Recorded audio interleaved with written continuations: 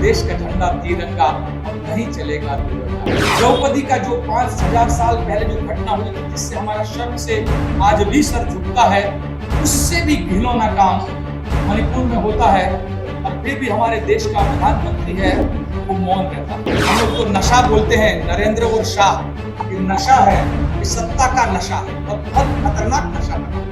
अब हमारे देश का प्रधानमंत्री इसलिए बोलते हैं कि लगातार कपड़े बदलते रहते हैं। युवाओं की जॉब को खत्म करने में तरक्की हो रही है या किसानों को लगातार आत्महत्या पर मजबूर करने की तरक्की हो रही है। देश में दलितों पर अत्याचार में तरक्की हो रही है या आदिवासियों को जंगलों से अंदर से खदेड़ने की तरक्की। तो वो मेरे देश का गद्दार, उनकी बॉडी में एक भी महिलाओं को अधिकार नहीं है कि उनकी राष्ट्रीय बॉडी में रहे। वो तोड़ेंगे हम जोड़ेंगे, वो दंगाई बनेंगे हम सिपाही बनेंगे।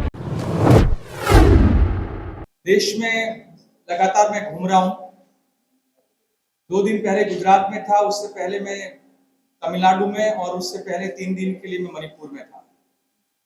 तो मणिपुर से लेकर दक्षिण तक का और बंगाल की धरती पर भी बीच में गए, तो देश भर का एक जो माहौल है और जो तनाव है उसको लेकर मैं सेवा दल के कार्यकर्ताओं के बीच ये चर्चा कर रहा हूं कि इस देश के एकता, अखंडता और बंधुता का जो हमारा मूलभूत सोच था, जिस भारत माता की जय जयकार हम सेवा दल के कार्यकर्ता आजादी के जंग से पहले भी करते थे और आजादी के जंग के बाद आज भी करते हैं, और हम कहते भी हैं कि कश्मीर से कन्याकुमारी भारत माता है हमारी। तो वो भारत माता हमारी है, तो वो भारत माता कौन है?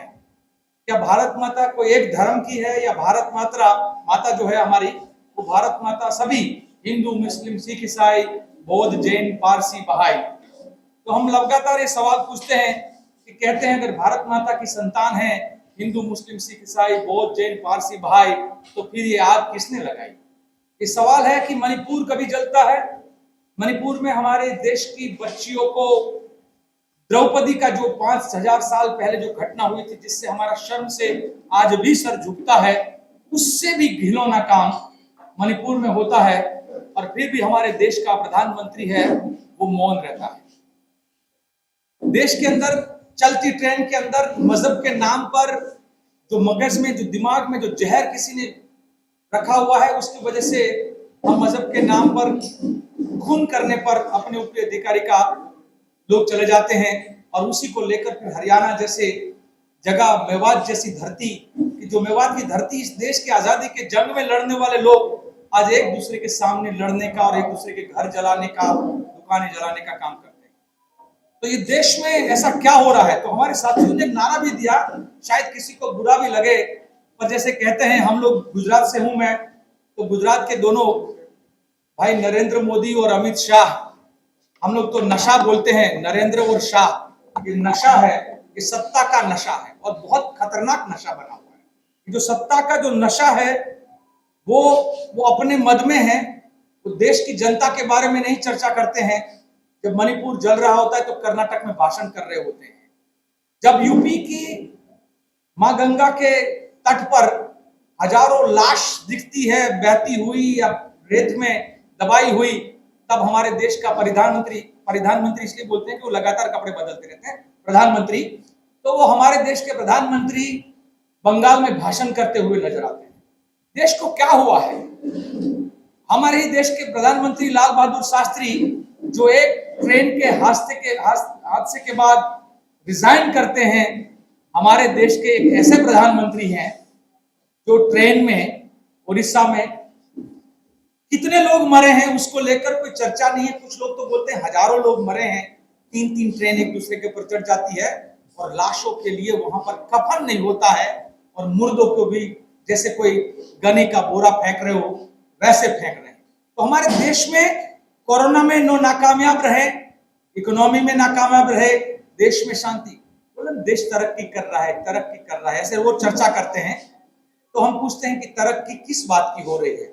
महिलाओं के बलात्कार की तरक्की हो रही है, घरों को आग लगाने में तरक्की हो रही है, कौमी दंगे करवाने में तरक्की हो रही है, युवाओं की जॉब को खत्म करने में तरक्की हो रही है, या किसानों को लगातार आत्महत्या पर मजबूर करने की तरक्की हो रही है, या देश में दलितों पर अत्याचार में तरक्की हो रही है, या आदिवासियों को जंगलों से अंदर से खदेड़ने की तरक्की हो रही है? कौन सी तरक्की हो रही है? सत्ता का केंद्रीकरण हो रहा है मुख्यमंत्रियों की, और बाकी सत्ता जो दिल्ली का अध्यादेश भी आया, दिल्ली का अध्यादेश आया क्योंकि 25 साल से बीजेपी दिल्ली में सरकार नहीं बना पाई है, तो इनडायरेक्टली अपनी सत्ता को कब्जा करने के लिए वहां पर एक नया अध्यादेश आता है। सुप्रीम कोर्ट को भी वो ओवर रूल करके एक नया अध्यादेश लेकर जाते हैं, ताकत के बल पर, नंबर के बल पर। आज तो देश का संविधान खतरे में है, और आज हम तिरंगा झंडा लेकर निकलेंगे और हम कहेंगे भी कि मेरे देश का झंडा तिरंगा अब नहीं चलेगा दोरंगा। दोरंगी सोच, दोरंगापना है, इस देश में नहीं चल सकता है। देश में हर रंग के फूल को खिलने का भारत माता के बगान में अधिकार है। आप किसी एक फूल को फेंक दोगे, नहीं चल सकता है।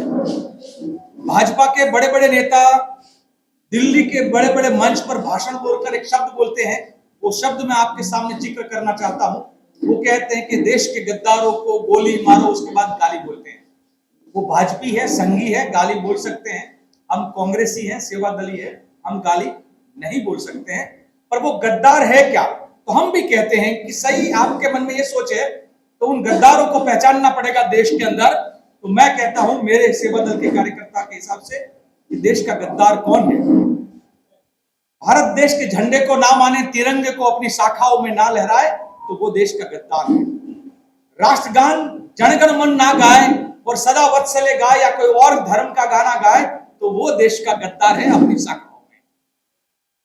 देश चलता है संविधान से, वो चाहे जर्मनी हो, चाहे भारत हो, चाहे अमेरिका हो, चाहे चाइना हो, हर देश संविधान से चलता है। अपने ही देश के संविधान को दरिया में फेंकने की बात करे तो वो मेरे देश का गद्दार है। मेरे देश का गद्दार वो है जो मैं भारत माता की 8 संतानों को एक दूसरे के बैरी बनाए और भारत माता की संतानों को आपस में लड़ाए, तो वो मेरे देश का बैरी है। तो हम गद्दारी की व्याख्या जो है उसको व्याख्यानित करने का काम कर रहे हैं। और सेवा दल के कार्यकर्ता देश भर में पदयात्रा के, आपको मालूम होगा पिछले साल हम 1275 किलोमीटर की पदयात्रा गांधी आश्रम से लेकर दिल्ली राजघाट तक किए थे, तपतपाती धूप में। और उसके बाद भारत जोड़ो यात्रा कन्याकुमारी से कश्मीर तक राहुल जी के नेतृत्व में किया। उस यात्रा का यात्री होने का या उस यात्रा का आयोजक होने का मुझे सौभाग्य मिला था। लगातार हम इसी विचार को लेकर, और इसलिए हमारे साथी एक नारा बोलते हैं कि अगर वो डंडे से तोड़ेंगे तो हम झंडे से जोड़ेंगे। डंडा तोड़ता है, झंडा जोड़ता है। डंडा लेकर कौन निकलता है, झंडा लेकर कौन निकलता है, वो आपसे ज्यादा, मेरे से ज्यादा आप लोग जानते हैं। किसी पत्रकार साथी का कोई सवाल हो, एक सवाल सब पूछेंगे। राष्ट्रीय स्वयंसेवक के भी करीब 100 साल होने जा रहे हैं और सेवा दल के भी करीब 100 साल इसी वर्ष हो जाएंगे। इस तरह संघ को चुनौतियों के रूप में आप लेते हैं? इस तरह से, इस तरह चुनौतियों के रूप में लेते हैं? देखिए बहुत बड़ा फर्क है। मैं मेरे साथियों भी कहता हूं, नंबर में देखा जाए तो संघ के पास हमसे कई गुना नंबर है, ये वास्तविकता है। पर आजादी के इतिहास और विरासत को देखा जाए तो हमारे पास गर्व लेने लायक है और उनके पास शर्म करने लायक चीजें। तो हमारा गौरवान्वित इतिहास है, हम गर्व ले सकते हैं कि आजादी के इतिहास में हमने कुर्बानियां दी है। उनके पास ऐसा गर्व लेने लायक एक भी चीज नहीं है। शर्म करने लायक बहुत सारी चीजें हैं जो आप भली भांति जानते हो। आप पूछोगे तो मेरे को जवाब देने में, या मैं उतना ट्रांसपेरेंट हूं, वोकल हूं कि मैं आपके बीच में भी बात रखूंगा। वो चाहे 60 रुपया की दलाली की बात हो, या 9 बार के माफी की बात हो, या और कई घटनाएं हैं जिसके बारे में जिक्र किया जा सकता है, या 1942 का जो आंदोलन था उसको रोकने की बात हो, वो सब प्रकार की गद्दारियां और देश के साथ धोखाधड़ी उन्होंने की है। पर एक बात है, नंबर ज्यादा है, उसका एक कारण है। आप सेवा दल में देखेंगे तो आपको किसान दिखेगा, मजदूर दिखेगा, आदिवासी दिखेगा, दलित दिखेगा, माइनॉरिटी भी दिखेगा, महिला भी दिखेगा। हर किस्म के आपको सेवा दल में देखोगे तो भारत दिखेगा। अब संघ में दिखोगे तो सुपर ह्यूमन कॉन्सेप्ट दिखेगा। हिटलर का जो सुपर ह्यूमन कॉन्सेप्ट था वो आपको दिखेगा। उनकी राष्ट्रीय बॉडी को देखोगे तो सिर्फ 3 जाति के 49 लोग मिलेंगे। हमारी राष्ट्रीय बॉडी को देखेंगे तो करीबन 36 प्रकार के लोग आपको देखने को मिलेगा। तो हमारी बॉडी में भारत होता है, हमारी बॉडी में महिलाएं भी होती हैं, वो पितृसत्ताक है। उनकी बॉडी में एक भी महिलाओं को अधिकार नहीं है कि उनकी राष्ट्रीय बॉडी में रहे। उनकी बॉडी में एक माइनॉरिटी नहीं होता है, उनकी बॉडी में एक दलित नहीं होता है, उनकी बॉडी में एक आदिवासी नहीं होता है। जो कुआं में नहीं है तो बाहर कैसे निकलेगा? उनके कुएं में ही नहीं है, उनकी सोच में ही नहीं है। हमारे दोनों के बीच में फर्क है। दूसरा ये है कि लगातार देश में दंगे होते हैं, या कभी कभी आप प्रज्ञा भारती का नाम भी सुने होंगे कि उसमें थे, और आजकल कुछ जो दल के नाम पर वो जब निकलते हैं दंगे करवाने के लिए निकलते हैं। सेवा दल पहले भी और आज भी हम कहते हैं उनको कि अगर तुम दंगों के दंगाई हो तो हम शांति के सिपाही। और ये फर्क है हम दोनों के बीच में, और ये फर्क हम बनाए रखेंगे लगातार। वो तोड़ेंगे हम जोड़ेंगे, वो दंगाई बनेंगे हम सिपाही बनेंगे। तो ये जो सोच है। दूसरा, कई पत्रकार साथी मुझे पूछते हैं कि सेवा दल आजादी के जंग में बहुत दिखाई देता था, 85 तक बहुत दिखाई देता था, बाद में क्यों नहीं? तो मैं लगातार साथियों को कहता हूं, आपको एयरफोर्स, नेवी और आर्मी रोज रास्तों में नहीं नजर आएगी। देश शांत है तो आर्मी रास्तों पर नहीं होता है। जब देश में अशांति होती है तब आर्मी रास्ते पर आती है। अब सेवा दल रास्ते पर है, अब सेवा दल हर जगह पे खड़ा है। परसों 7 दिन पहले मेरे सेवा दल के मध्य प्रदेश के यंग ब्रिगेड 700 कार्यकर्ता मशाल जुलूस लेकर निकले थे मणिपुर की महिलाओं के शोषण और अन्याय के खिलाफ। तो कई जगह पे, हरियाणा हो चाहे यूपी में, सेवा दल के आज कई कार्यकर्ता यहाँ पर। आपको मैं वादा भी करता हूं, दावा भी करता हूं कि अगस्त के अंतिम रविवार को आपको उत्तर प्रदेश में करीबन 250 जगह पर सेवा दल का कार्यकर्ता भारत का तिरंगा लहराता हुआ नजर आएगा।